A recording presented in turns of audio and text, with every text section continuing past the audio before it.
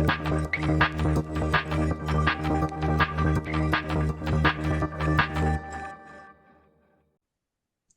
morning, good afternoon, and good evening. It's good to be back. It's good to be back with some URC quarterfinals. It's three South African teams who made it through after a nice week-long break where the Stormers traveled early to Glasgow to get acquainted with what awaits there against the defending champions. The Sharks and the Bulls are at home, comfortable at home for them. But as we know, quarterfinals, the dice can roll anyway. With me to chat some rugby, Ashfaq Mohammed and Mike Greenaway. Guys, if we can kick it off with the Stormers, it's a repeat of last year's quarterfinal where they came up short against a very good Glasgow side. They've had a week to adapt to what Scotstoun will give them on Friday night. Just Ashfaq, if you can jump into it quickly. Your thoughts on that game, the team the Stormers can put out. What do you expect there?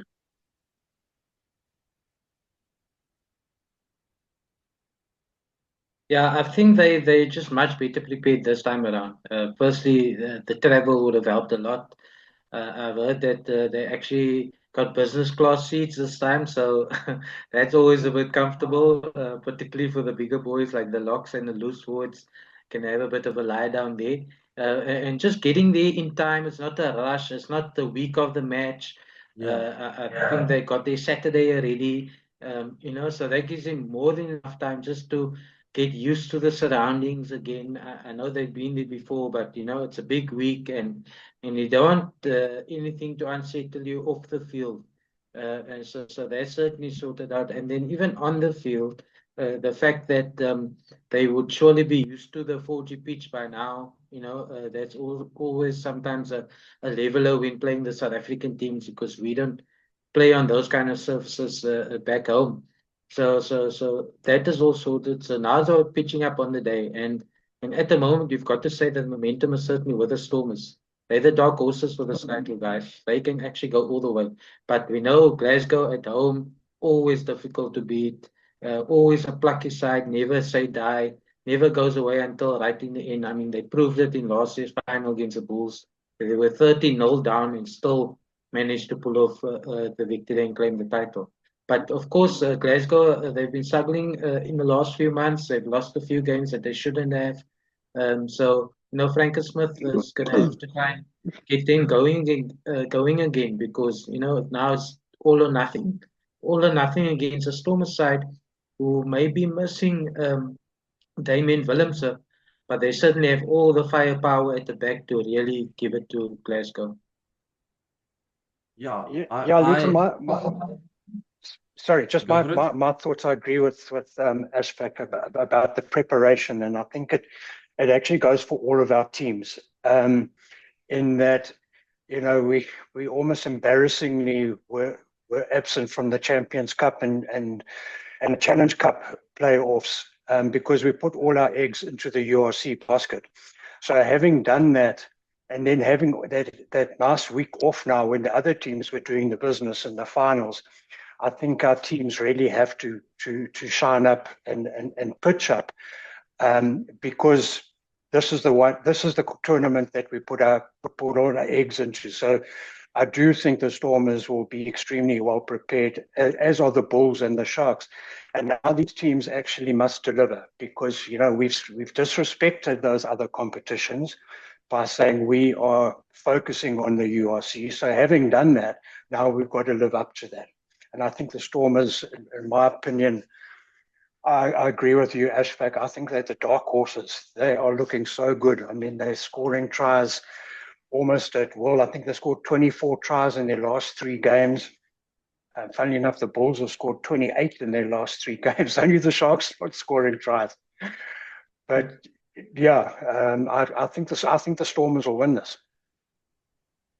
They they they did well in going over a week ahead, traveling business class. Like guys couldn't stop talking about actually traveling in comfort this time around. It's cattle class mostly when they head to the north, and those small things that can make a big difference in terms of how you get off that plane, how you feel after getting off. Stormers forwards coach Rito Shlungwani said they could have a proper training session after getting off the plane, and that's the little things that can possibly assist the Stormers on that 4G unknown 4G pitch. But it should also not be unknown anymore, because it's been what, 3 4 seasons of playing on those surfaces. So the bounce of the ball, they should be getting used to what it can deliver on Friday night. I'm certainly glad it's a Friday night in Glasgow and not a cold, rainy Friday night here in Cape Town. Sitting here with But my it will heater be on cold in because it's Glasgow, yeah, Ethan. There's no it doubt will about that. it will definitely. But I'm just glad we can watch it from afar with our heaters on, and hopefully enjoy a good clash between Glasgow and the Stormers. Moving on to that second one at 1:30 Just on. Ethan, just sorry, Mhm. man. Just before we go on there, I just hope the Stormers don't go into their shell in terms of, because it's now quarterfinal. Yes, Yeah, we know the DNA, as they often speak about. They want to take teams on with ball in hand and all of that. But there's also been a few issues with regards to discipline, those red cards, although not always warranted, as we yeah, know, as we've argued many times, Neertling Forshire and now Damien Willemse as well. But you just don't want that kind of thing to sort of really affect yeah, their chances of winning, whether it's their fault or not. Just, I know it's difficult, and it's easy for us to say sitting here, we're not on the field. In the heat of battle, things can happen. We saw on tour recently, Sasha Feinberg and Zulu had that sort of body check kind of thing with a yellow card, yeah. which was really Mhm. sort of inexcusable. And you don't want that kind of situation when the going gets tough there, because they Mm. certainly need Sasha on the pitch for 80 minutes. And also just, tackle heights, going low, although I don't think anyone could have gone lower than Yetling for sure Yeah. in his tackle. But just those are kind of things that you can avoid somehow. Not going in high, trying to hit the guy across the chest. Rather just playing safe and going around the knees or ankles or so. Just those kind of things, because as we know, away from home, calls tend to go against you, Yeah. especially the South African teams. It's just proven over and over. It's not a conspiracy. Our overseas viewers, it's not a conspiracy theory that we as South Africans have. It just almost always happens, where the 50-50 goals, the crowd gets into it, and suddenly, you get 3, 4, 5 penalties in a row against you. Yeah. Yeah. Yeah, that's I think the Stormers will be happy that Andrew Brace will be officiating the quarter. He's one of the more, if not one of the most experienced in the URC. So yeah, it's gonna be interesting to see what especially that Scotstoun crowd dishes up next to the field. We know how rowdy they can get. Speaking about rowdy, we hope that the guys and ladies and boys and girls who pitch up at Loftus can get rowdy behind the Bulls. They would most likely have one of the easier, I say that with inverted commas, Mm, easier quarterfinals against old coach and old Durban coach. So it's someone who yeah. will also know what the Bulls can do on the day. Mm. Yeah, maybe I can start there. Look, there's there's zero chance of Jake and the Bulls underestimating a Scotland team coming to Loftus. We know this from last year's final, and what Jake is still saying this week. No, look, there's no underestimating. But I just want to say, Edinburgh are dangerous, and I'm sure Jake will have been telling his guys they're actually a team. Well, they beat the Bulls at the last time the two teams played, and that wasn't that long ago. It was in Edinburgh in that Challenge Cup game. But I've just been following them of late, and they do seem to be on quite a sharp upward trajectory. I mean, they've been getting back some Scottish internationals who are out injured. I mean, in their last game, they beat a very useful Ulster team, 45-13 or something. They've got Duan van der Merwe back, who's like a little bit of a talisman for them. He's not Scotland's highest ever points try scorer for nothing.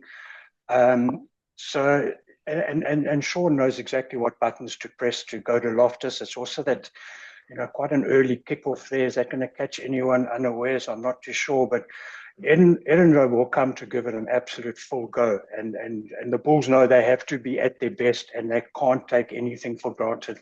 I'm sure Ashfaq, you will agree. Yeah, Mike, for me, the Bulls need to sort of try and get that hard edge going right from the start. I think it might sound crazy, but even have almost like a knock on early on, just so that Walker Low can get into the scrumming. Yeah. Just to sort of really put that marker down and say, here we are Yeah. we're gonna scrum you, we're gonna take you on, we're gonna bully you in rugby terms. There's no place to hide yet, Loftus. 1:30 p.m. kickoff as well. So it's going to be should hopefully be nice and hot at that time at Loftus. I know Edinburgh, like all Scottish teams, they come with their scrum tricks as well. I think in that Challenge Cup quarter-final, the Bulls didn't have it all their own way in that regard. They find ways and means. Then there's a drop down, then there's a slip, then the guy's tying his shoelaces, then there's something wrong with his gum guard. Just try and stall that Bulls momentum and Bulls rhythm on particularly at the scrums. So that is where Wilco and with Gerasteen come out, Jan Hendrik Wessels will probably start at Lucid prop, and he's been excellent in that regard. And I still feel Lucid is his best position rather than Hooker, although he has done well at Hooker. But yeah, get Jan Hendrik also to run at them at close quarters, those the one and two channels, and really take them on, because I think if the Bulls get into a running game early on, that would aid Edinburgh. That will get those guys like Van der Merwe and Dawson and West Wilson right into it, and they want nothing more than a free-flowing, open type of game where they can play in the wide channels. So I think grind them a bit, keep them tight a bit, and really impose yourself. And if Edinburgh answers to that, well done to them. As we know from everything, what to expect from the Bulls pack, and if these players can handle that and they pull off and they manage to sort of keep the Bulls at bay and then still bring their backs into it, then well done to them. But I think the Bulls really need to get that forward dominance going. Yeah, it's going to be interesting to see the team that Jake White puts out. I mean, we've spoken about this, been mostly successful with switching up his team, but we're heading into the business end of a competition. You don't want changes to affect your team week in and week out. Like you mentioned now, will Jan Hendrik start at one, or will it be an insurance policy off the bench to maybe cover a couple of positions should it be needed? Even with that loose trio, mixing it up, yes and no. Ruan Nortje acts as an extra line-out option at number 7, but I mean, you've got the world's best, some of the world's best loose forwards. So why bring a lock into that position when you can count on Springbok players and some fringe players? I mean, Namakaba is a perfect example of someone who's been grabbing his chances, the few that he's had over the season. So that combinations there will be interesting, especially in the forwards pack, because we know that's where their star power lies. Yeah, for me, Ruan Nortje is an out-and-out number 5 lock. He hasn't done a bad job at blindside playing, to be honest. He has done quite well there. But I just feel he lacks, because he hasn't played there much, he would lack the nuances of being a blindside flank. The running lines are very different. You've got to be in certain positions on the field. You've got to have enough pace, which I feel he doesn't have to be a flank. He's just not that agile as, say, Peter Seftotoy, who also struggled initially in his move to flank, and it took a real season or couple of seasons for him to really master that number 7 or so. When you've got, I know Jay van Heerden, the youngster, the junior Springbok, has done well as a number 5 lock, and perhaps he could be moved to number 4 even. But for me, Nokia must be the number 5, calling the shots, taking charge like Victor Matfield did all those years ago, and which to be honest, Nokia has done since the start of the URC. I mean, that first season was the player of the season, played the most minutes, was unbelievable, and they got him into the Springbok picture. So why not moving to 7 when you've got very, very capable blue swords? I mean, Cameron Heinekom nominated for SA URC Player of the Year. Marcel Coetzee has been outstanding last few months. You've got Marco van Staden there. You've got Kobus Wiese, who has been playing number 4 lock, but who I feel is also perhaps a better option as a blindside, a real bruiser kind of blindside playing as well. And Nizam Kaur is back from injury. He's available for selection. Wonderful experience and touches. Namakaba, you mentioned as well. And so we can go on. So, why move a lock into loosewood? Yeah. Mike, if we can jump over to you. You've got that late game in Durban, a first one in the URC. So they will be hoping to make that historic one by securing a semi-final. Yeah, mate, if I can just start, the good news is that they've got a fly half for this game, and it might sound a little bit odd me saying that, but a couple of weeks ago, after their last match, they didn't. Jordan Hendrick injured, Sia Masuku picked up a hamstring. I mean, they were even looking at one stage maybe calling up Lionel Cronje out of retirement, but. Touch wood, and I am touching wood on my desk here. No, so Jordan is fine. Jordan Hendricks has been running, so they've got a 10. In that last game they played, I think Aphelele Fassi showed some a few little extra strings to his bow there that he might have to step in again, because it doesn't look like Sia Masuku is going to be all right. But the good news is they've got a genuine 10 starting. It was interesting they had Grant Williams running this week, but unfortunately it looks like his injuries is not right. So that would have been nice for them to have him, playing off the bench after Jaden Hendricks or starting. But it looks like he's out the game, which is a pity because they were hoping to have him back.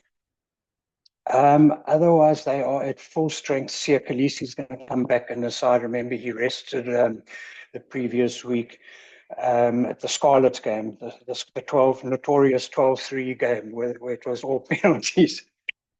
But that's full strength. I spoke to Andre Esters earlier in the week. I suggested to him, look, you guys have been playing playoff rugby for quite some time, the way you're grinding out wins, and he sort of laughed and said, yeah, but that's not how we wanted to win those games, and it's not how we want to win a quarterfinal. So they're still going to push to try and get that attack to click, which frustratingly just hasn't happened. And they've won 4 in a row, like really good, solid wins, a couple of them overseas, but without getting their attack out of second gear, really. I mean, the Sharks are quite amazing that they finished 3rd on the URC log, having scored less tries than they conceded. They conceded more tries than they scored. I mean, that's quite something. Which, I mean, Joey Mongala, the defense coach, deserves a gold star. Well done. Pat on the back for him. So, but yeah, they are going to try and score tries. And I think that is important at home against one of the great arm wrestle teams, if I can call Munster that. They would like to get into a slugfest. They've got those mongrel type forwards like Peter O'Mahony, and they're guys who don't mind a battle. They don't mind a fight. So I think it is in the Sharks' interest to, without being reckless, but to actually, they've got some fantastic backs. So they can just find that missing puzzle, a little piece to the puzzle that gets the attack flowing again, they'll win. But it's a game I'm worried about. Munster are the past masters at winning knockout games. We know this from when they won away from home in a URC quarter, semi, and final. They're not scared to travel, and they have a fantastic touring army that goes with them. The Red Army, they're not afraid to play away, Munster. So they're saying goodbye to O'Mahony and Conor Murray. Those are two absolute legends of Munster rugby. So there's that little bit of emotion added in. So I think this will be a very close game, and Munster will fancy their chances. They'll believe they can win this game. Yeah. Let's hope Siya Kolisi brought some inspiration back from Peru. I see he was that side of the world during his break last week. So yeah, hopefully he's come back fresh and rejuvenated, ready for what Omani and the loose forwards of Munster will bring. Guys, if we look at the permutations quickly, I don't know if you were able to go through it, but it's interesting that the Bulls and the Sharks can still face each other. If they win their semis, it looks like that's going to be that route. And then the Stormers, if they can get past Glasgow, they have a chance to do that.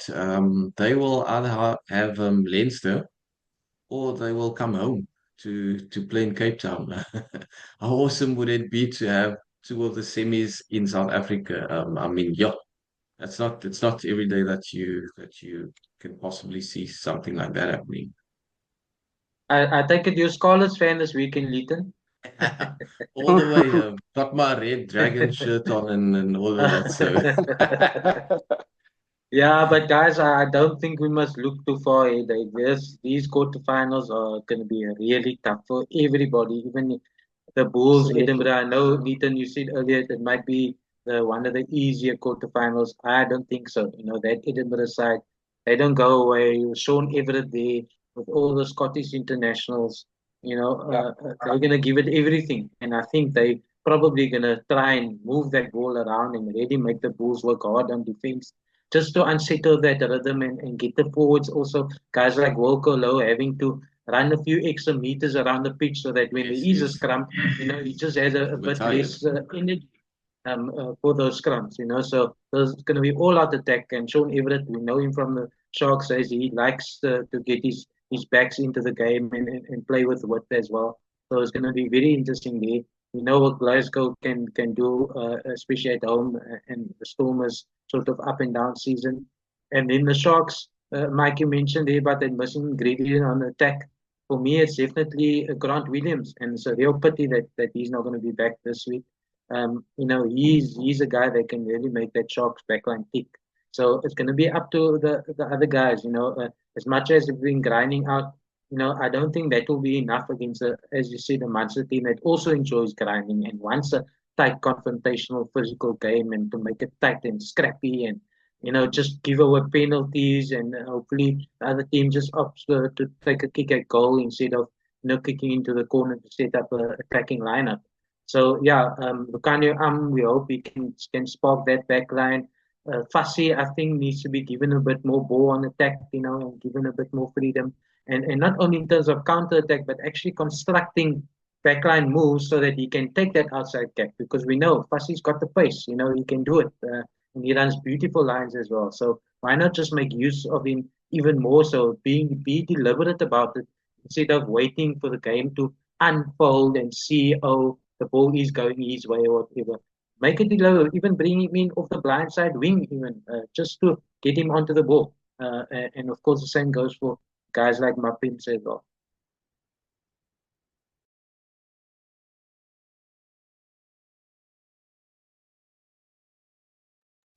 Mike, just from your side, I don't know what you would like to see in those semis. I know we are looking a bit ahead, but yeah, look, I actually think the Stormers have got the best chance of winning sort of comfortably, if I can even say that. No, I think if they play to their potential, and like I think Ashbeck said at the beginning, if they don't go into their shells and play their rugby, they've got so much momentum with them.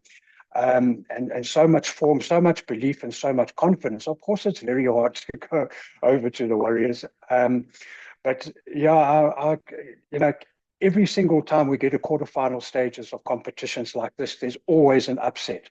There's always some team that wins that no one expected to. It never just goes 100%. according to the form book. But yeah, so the Sharks need to do something. They need to really, and I agree with Ashfaq, they need to actually try and make things happen on their attack rather than just waiting. It's a kind of a case where they've got so many superstars in their background. Someone's waiting for someone else to do something. Sometimes you've just got to say, okay, well, I'm going to do it. Or you have a plan, like bringing the fussy in on the blind side wing, as you were saying.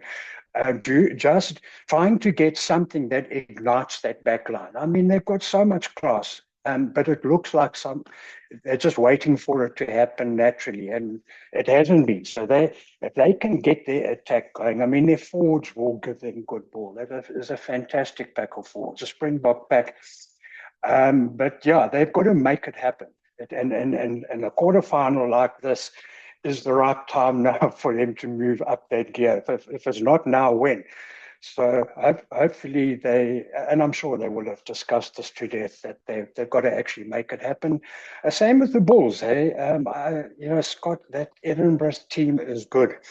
And the last thing you want to do is let them get wind in their sails early on in the game. You get on top of them and you just make sure they don't get to play their game. But yeah, mark my word, there's going to be a surprise in these quarterfinals. It just always is. Yeah, let's hope that surprise happens at the Viva Stadium in Dublin. Guys, thanks for joining me again today. It's been a lovely chat.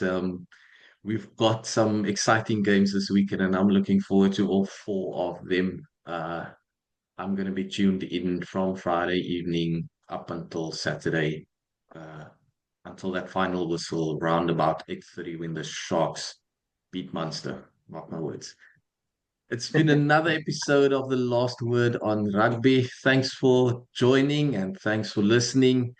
Don't forget to click that like button, subscribe to our channel. We will bring you another action-packed rugby episode next weekend, before next weekend's games. All we have to do now is wait for the Stormers, Bulls, and Sharks to go do their thing on the field, and we will bring you all the news from that on next week's episode. Thanks for joining. Cheers.